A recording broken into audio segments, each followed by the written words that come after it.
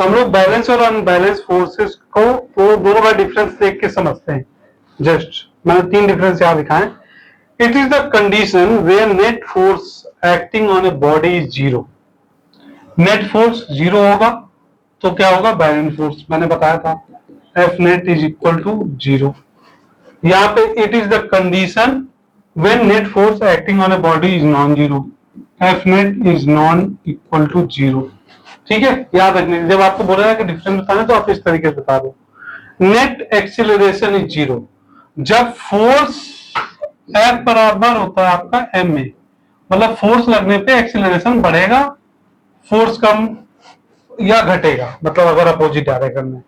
तो force is responsible for the acceleration. Net force अगर zero है तो एक्सीलरेशन जीरो रहेगा, सिंपल है। जब भी नेट फोर्स जीरो है तो एक्सीलरेशन को आप जीरो बोल सकते हो आंख बंद करके।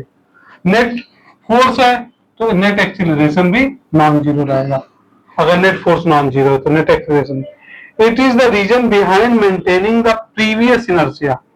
इनर्शिया को अभी आप स्टेट बना लो, ठीक है, state.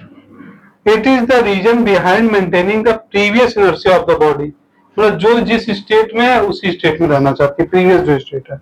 It is the reason behind changing the inertia, उसी स्टेट में चेंज, स्टेट को अपने चेंज करेगी। तो इनर्शिया को आप समझ सकते हो एक तरीके की हैबिट।